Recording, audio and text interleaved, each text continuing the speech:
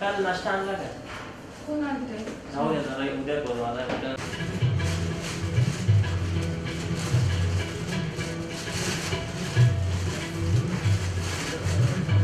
इसको क्यों बना रहे हो?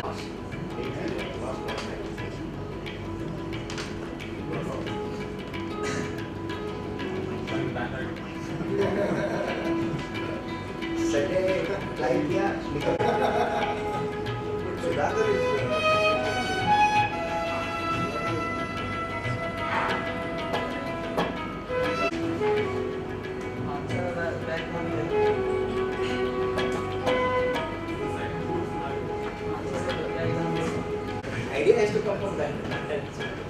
Sometimes we plant the idea for the variety. I guess we plant the idea. We have a sense of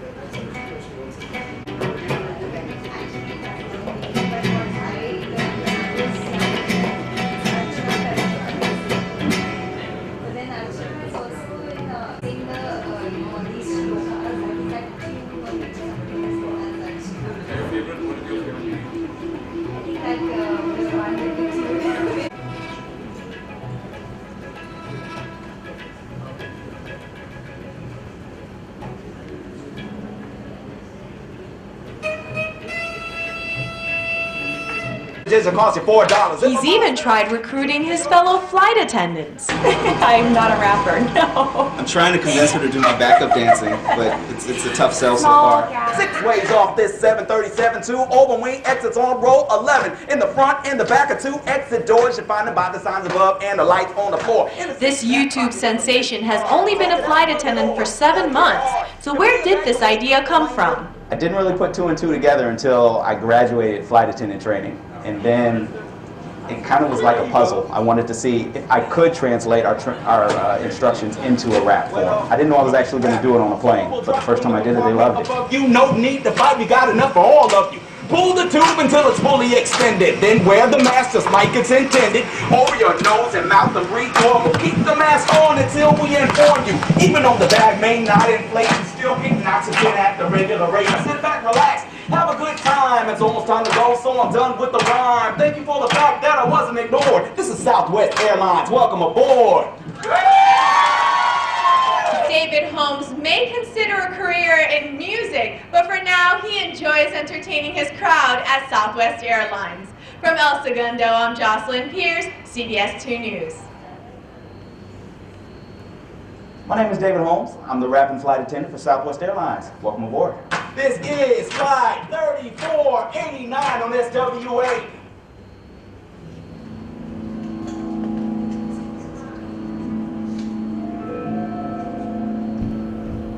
waiting for people to come, so I'm just playing a few short videos. Can you hear me with that? Yes? So this is an interesting short film. It's a French film. It's got almost no words, but just watch this film. It's about a man in a prison, and just see what happens. It's not the best quality, but you'll get it.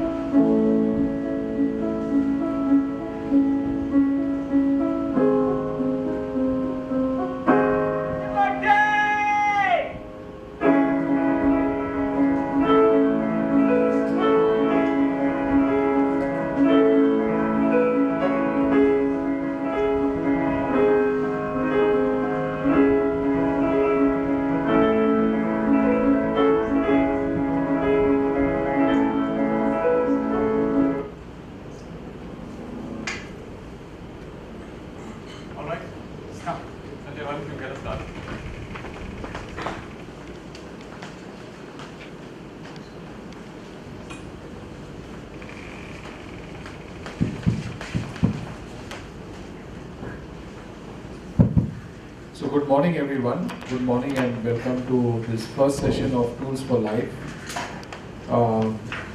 The idea for Tools for Life is actually that we want to give a small gift to Masticares and to our alumni, which they can use for life, as the word says, tool for life. So we'll have various sessions. We'll be calling people who are experts in various subjects on wellness, well-being, which are tools which you can use in your life. It's not just something which you can use at work, but it will go beyond Mastec also with you. So these are very precious sessions. And to start the first session, we have Nithya, Shanti with us. Nithya is a dear friend. We know him for many years. He's done sessions at Mastec in the past. You are going to share what your life story, right? And your yeah, you need to do that. But the interesting part is, I met Nithya first at your place at Pune when you were still a monk. So he is somebody who's an XLRI management graduate who went to the corporate world, gave up the corporate world, became a monk. 7 years, I think so. He practiced that, and then he came back into the world to spread the message of happiness, and he conducts this what is called as joy shops. The other name for Nithya that we used to always call you at that time was Happy Monk. I think I still will like to say his mission, I think, so is to spread happiness in the world. So I won't take much more time, and I would like Nithya to take the session.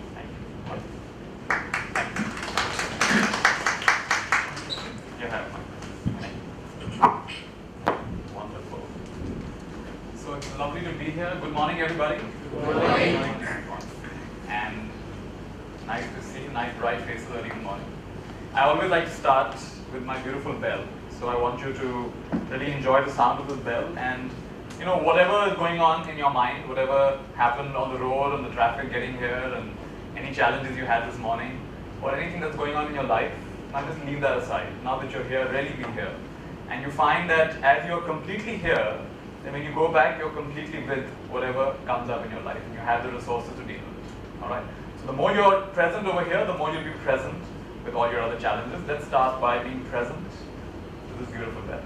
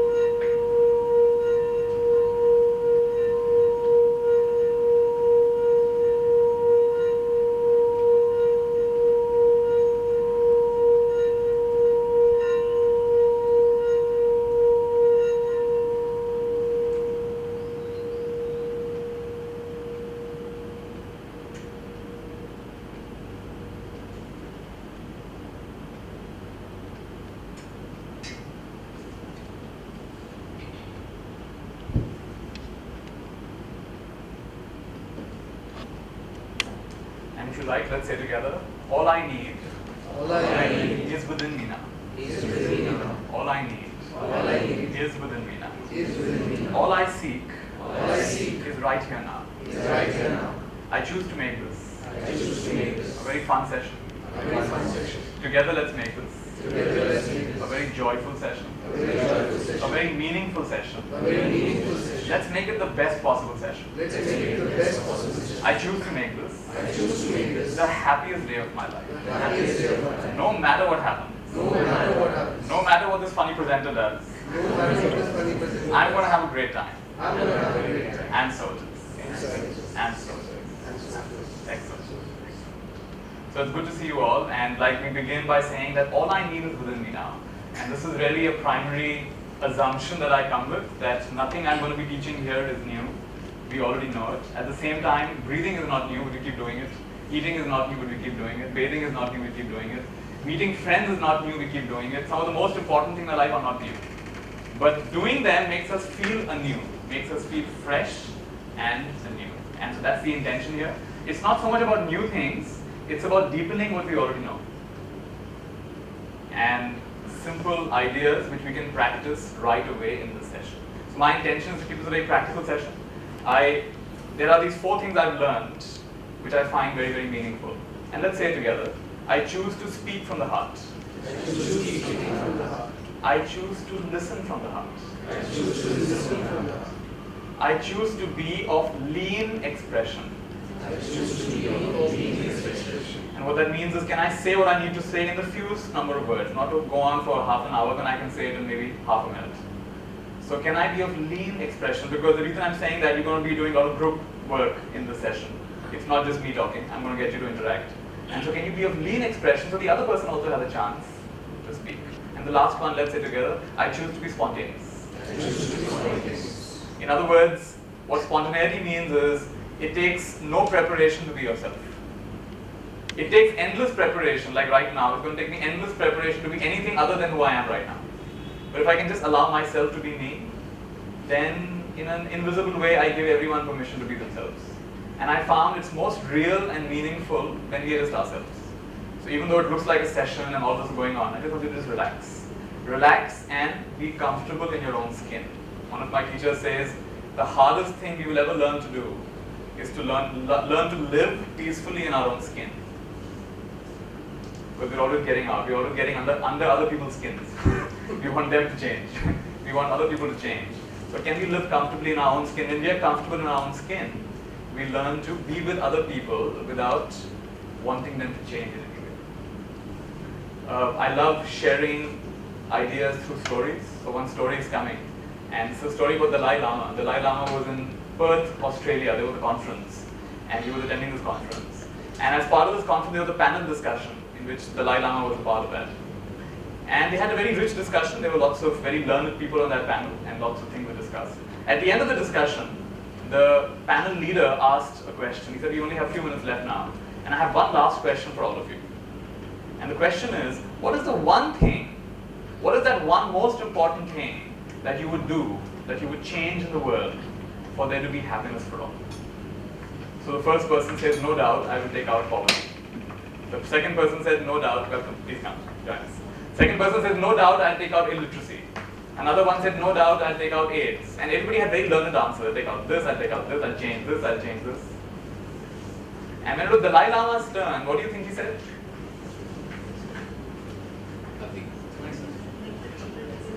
Myself? Nothing. That's exactly, you know what he said? Let's say it together. I would change nothing. I would change nothing. And because he said, I would change nothing, because nothing needs to change for us to be happy. And what a profound teaching. You know, if you and I say this, it doesn't mean as much as when Dalai Lama says it, because his entire country has been taken over. And millions of his people have been made, you know, they've lost their cultural heritage, and a lot of them have died as well. And when someone like that says, nothing needs to change for us to be happy, people listen. So this is a central message that I have found very, very meaningful in my life. That so long as we think something needs to change for us to be happy, we're on a treadmill. And we're making a lot of movement, but we're going nowhere. It looks like we're doing so much, but you find actually at the end of the day, nothing much has changed. Despite all that effort you made, we think that so much has been done, but at the level of my inner peace and happiness, nothing much has changed. So I found 4 kinds of happiness in the world. First is called no happiness. And no happiness is you're finding fault with everyone, you're finding fault with yourself, with others and the world. This is called no happiness. Finding what's wrong with everything. The second is called happiness for a bad reason. Happiness for a bad reason is kind of a funny one, because when other people get into trouble, like for example your co-worker gets shouted at, you start feeling very ticklish inside. So if you feel ticklish inside when your co-worker gets shouted at, it's called happiness for a bad reason. Or in India we have this habit sometimes when someone falls down, we start laughing. I don't know why. We all start laughing. It's called happiness for a bad reason. And then we have happiness for a good reason. Happiness for a good reason is, for example, this gathering we're having today. It's a very wholesome gathering. We're learning tools for life, practical ways to bring more happiness and peace into our life. It's happiness for a good reason. But you know what? This meeting will come to an end. Whatever arises also passes away. So this meeting has begun, and before you know it, you will not even realize how quickly this meeting is over. It's going to be over. So all the good things in life will come to an end. So happiness for a good reason will not satisfy you. So what's the fourth one? Exactly. So let's say together, happiness for no reason. Right? Without any reason. Exactly. And so this is the intention. Can you be happy for no reason? No matter what happens, no matter how the session goes, no matter whether you get something out of it or don't get anything out of it, can you be in a state of wellness and well-being and connection with what's true and most important to you? And that is the kind of thing, even if you just glimpse that for 1 second in this entire session, I would consider it a very successful session. Because that is something which almost very few people even glimpse. They don't even recognize that's possible. They don't even realize it's possible to be happy for no reason.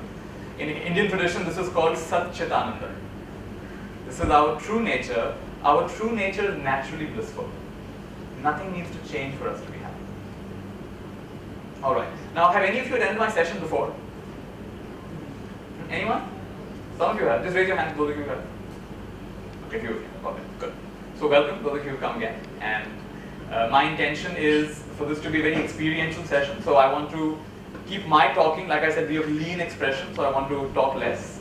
And I want you to practice a lot. And not just practice, I want you to share with each other what you're getting from the experience. So is that a good idea? Yeah. Is that a good idea? Yes. Yes? Alright. So because you're going to be sharing with each other, I want you to, let's just greet each other. Let's all stand up. And we'll give each other a nice greeting. So just learn the greeting with me, just say with me, put your hands together. The highest in me, bows to the highest in you.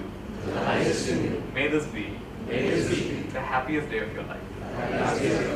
Try again. The highest in me, bows to the highest in you. May this be the happiest day of your life. Try again. The highest in me, bows to the highest in you.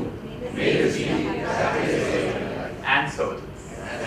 Can I get you all to meet at least 5 people? So move around the room and meet at least 5 people, look into their eyes, and greet them in this loving way. Come, let's move around the room. The highest in you. Make the happiest in you. Archika, the highest.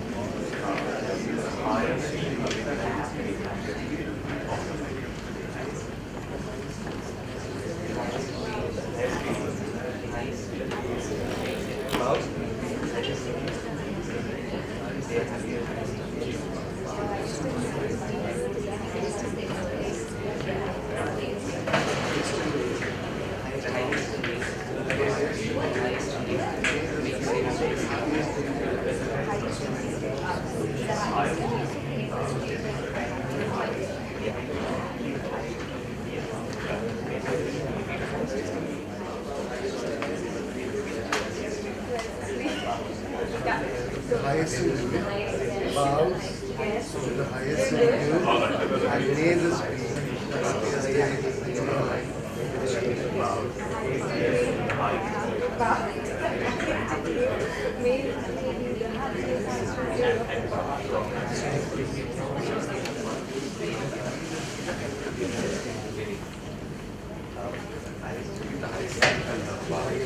The highest in me,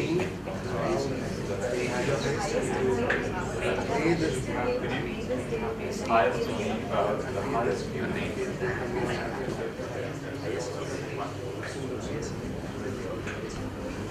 be Highest in me, bows to the highest in you. The highest in me, bows to the highest in you. May this be the happiest day of your life. Vivek, the highest in me, bows down, the highest. May be the happiest day. The highest in me. Good. Very nice. The highest in me bows down to you. May this be the happiest. Excellent. Please have a seat.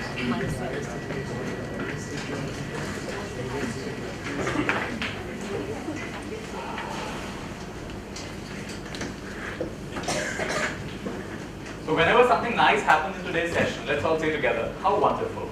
How wonderful. Little louder. How wonderful. Very nice. So whenever someone says something nice, And like even if you're going to be working in groups or in partners, and whenever you like what they're saying, you say, how wonderful, right? And also we might practice a few short meditations together. So whenever the mind wanders, what do you say? How wonderful. How wonderful. Why is it wonderful? You caught it, right? Because when you know it's wandering, that's the moment you caught it. So that's not a time to say how terrible, you say how wonderful. And you bring it back, how wonderful.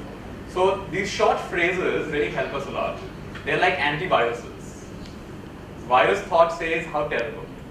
A wonderful thought says how wonderful and what's good about any given situation. Alright, so we'll practice this together. I want to just show you one or two slides before we continue. So the intention of the session is to share some simple principles and processes that you can start applying immediately and perhaps have long-term significance, not just for this session or not just for your work, but for your life, all of your life, all aspects of your life.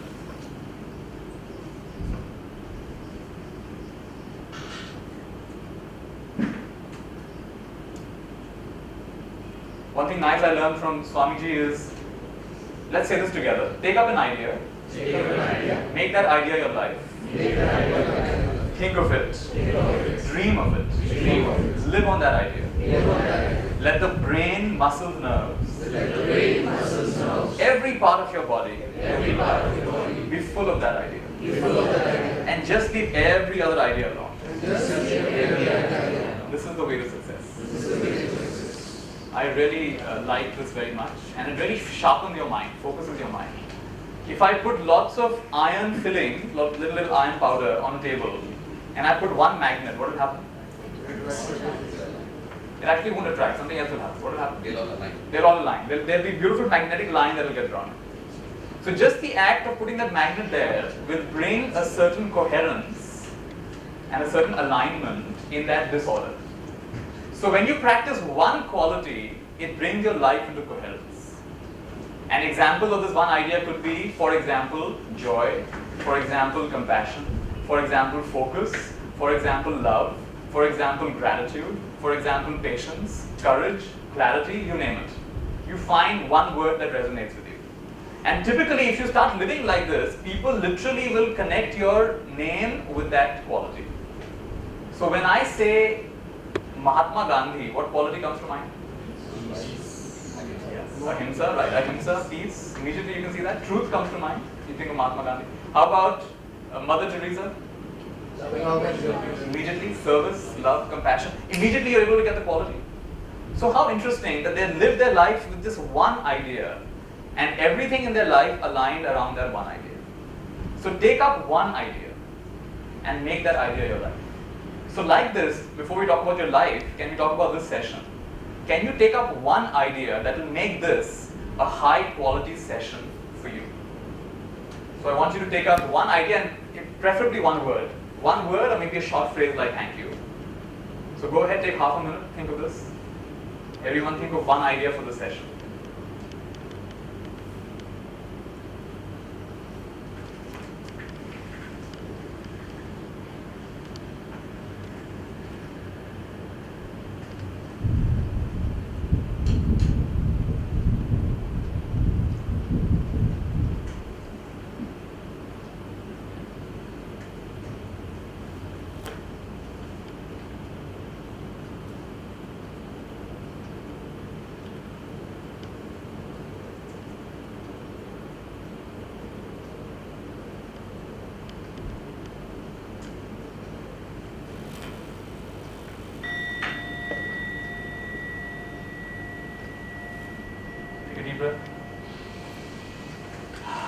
How wonderful.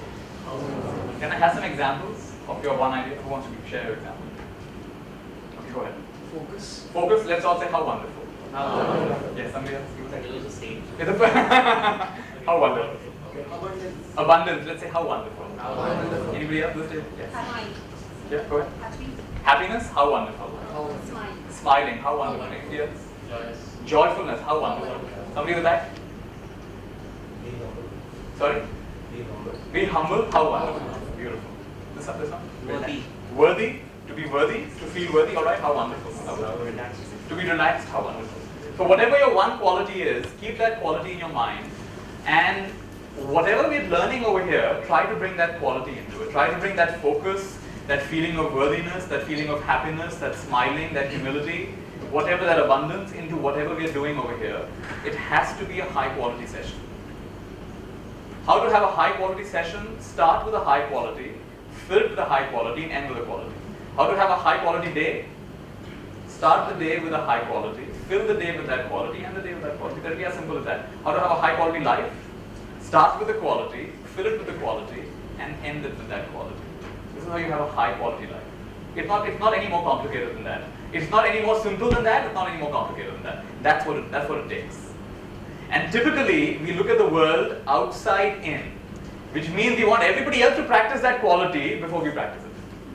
We think all of you first do it, then I'll do it.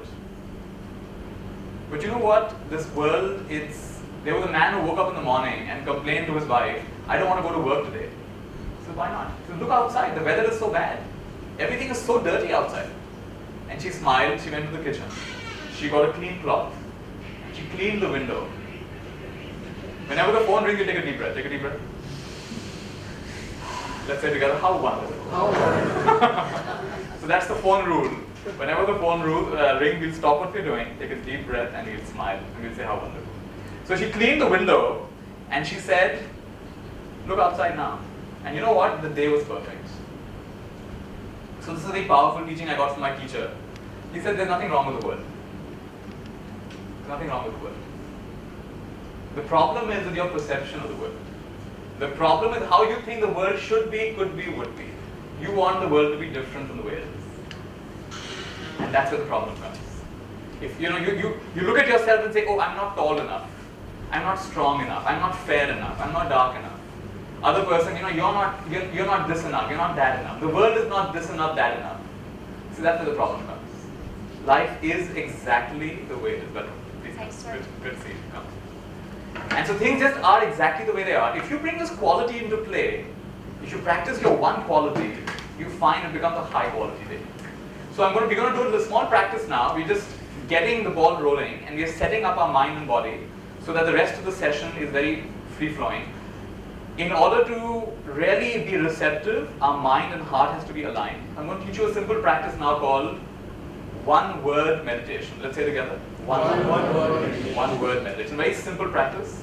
And just to be on the same wavelength, I'm going to recommend the short phrase. Let's say together, thank you. Thank you. It's more like 2 words here, but anyway. So what I'm going to get you to do is, just sit very comfortably. And when I ring my bell, I just want you to be in the present moment. And you decide, if you want to keep your eyes open, that's fine. If you want to keep your eyes closed, that's fine. And your basic practice is to be in the present moment. How do you be in the present moment? You just see what you're seeing, or if your eyes are closed, you hear what you're hearing, or you feel your breath if you like. You're just completely with yourself. And whenever the mind wanders, I want you to say, thank you. Whenever the mind wanders, just say, thank you. And if it's wandering too much, then just start saying it repeatedly, thank you, thank you, thank you, thank you, until it settles down. Then again, just come into the present moment. And whenever it wanders, again, thank you. Literally thank the thought that came up. Thank you. Thank you, dear mind, for giving me this information. Now thank you, I'm back to the present moment. And just practice this. I'm going to ring my bell. You will practice the simple being in the present moment and thanking yourself whenever the mind wanders. And when I ring the bell again, we will come out of the practice. So either with eyes open or closed, try to keep your body as still as possible. Try not to move too much. So choose a position that you can keep comfortably for about 10 minutes or so. And you'll find this really settles you down. Come.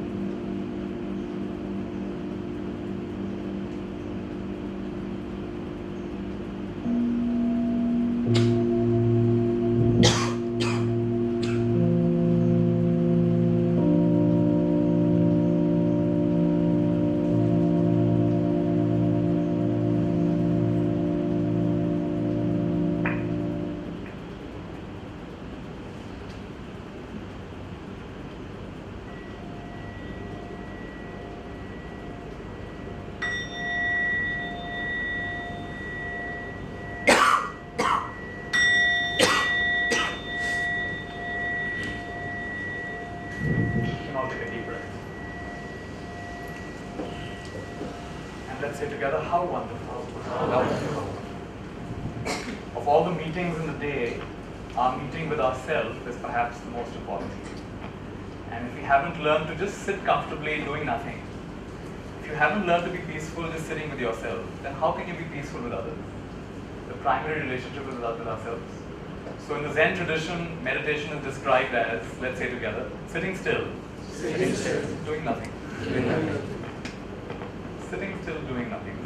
And if it does wander, then just say thank you, Allah, thank you for showing that to me, now come back. And the art of just coming back. My teacher was asked, what is your instruction for beginning meditators? And he smiled and said, it's the same as for experienced meditators. So what is that instruction? Keep at it. Keep at it. Of course the mind wanders, come back. It wanders, come back. I have meditated for so many years, my mind still wanders. And it is caught and it comes back. So what changes is the length of time it used to wander. It used to wander for minutes at a time. Now it's less. Maybe it's moments. Maybe it's moments. That's the only difference. And you don't get as fooled as you used to get by your own mind. That's the major shift that happens. And the thoughts do their thought thing. And you're able to abide in something behind thought. Most of us aren't aware that there is something below thought. There is something below the ocean. There is a ground below the ocean. And that ground is your foundation. So all the ups and downs that happen in your life, there is something behind that that just knows what is happening. And as you get in touch with that, you find a certain stability which can take you through all the ups and downs of your life. And meditation is an intimate meeting with yourself. It's an intimate meeting with your true nature, which is just natural. It is neither good nor bad. It is just transparent. It just is the way it is. It's like sky. So good meditation is not where you have no thoughts. That's not a good meditation. So if some of you had a lot of thoughts, don't think about the bad meditation. If I define good weather as no clouds, I'll have very few days in the year when I can truly say the weather is good. Because some days there are lots of clouds, some days there are few clouds, some days there are thick clouds, black clouds, all kinds of clouds. And some days, maybe truly in the whole year, maybe there are just 2 or 3 days, maybe 5 days, no clouds. But really, otherwise there will be clouds. So thoughts will come and go. That is not your business. Your business is being aware. So one biggest misunderstanding about meditation is people think meditation is to be thoughtless. Meditation is to meet yourself. It's not about being thoughtless. It's not about the outcome. It's about meeting. You meet a friend, you tell your friend, I will meet you provided you're peaceful. I will meet you provided you're always in a good mood. Will you have many friends at that rate? All your friends are okay, now you please be with yourself. You don't want to meet you. But your friends, some days they're in a good mood, some days they're not in a good mood. Some days they're a lot of fun to hang out with, some days they're very moody. Well, how about yourself? Some days you have lots of thoughts, lots of emotions coming up. Some days you're very peaceful. Can you meet yourself anyway without saying, I'll only meet myself when I'm in a good mood. I'll only meet myself when I'm feeling pleasant. So meditation is not for this or that feeling. Meditation is not for silence of mind and all of that. Meditation is to meet yourself. It's an intimate meeting with yourself. In other words, meditation is for awareness. So can you be aware when there are a lot of thoughts? Can you be aware when there are few thoughts? Can you be aware when it's pleasant? Can you be aware when it's unpleasant? When you're doing that, you're getting in touch with that foundation which is unshaken by the winds of life. And you're getting in touch with a certain stability. And the practice we did right now is one simple practice that will support us in that. Anybody wants to say something or ask something before we continue? How are we doing? Good. Doing good? How wonderful. Yes. Anybody else? Anything else? Yeah? Are you okay?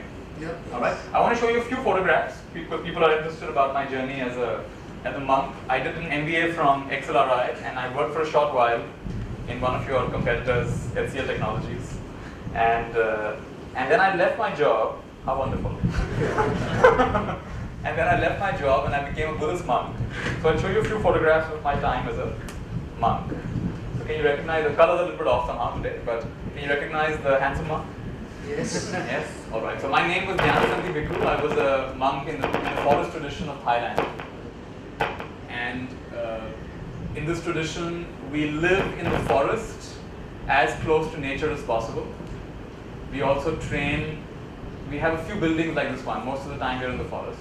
And in the morning we walk out when the sun rises, we take our robes and we walk to the nearby villages to get our food, because we don't use money, we depend on the surrounding villages to get our food.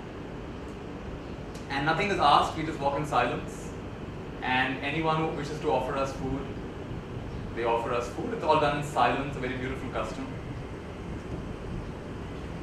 And no one says thank you, no one says please give. It is done and it is finished. So as I'm speaking here, it is done. I'm not expecting you to say thank you, nothing is expected. It is just I'm doing my duty and you are doing your duty. And everyone is fulfilling their duty. It's interesting, in our tradition, in Indian tradition, we don't say thank you so much. Everyone just does their dharma. It is not like I'm doing you a favor. I'm just doing my dharma. So each one of us does our dharma. So the monk's dharma is to practice and to live a very simple life.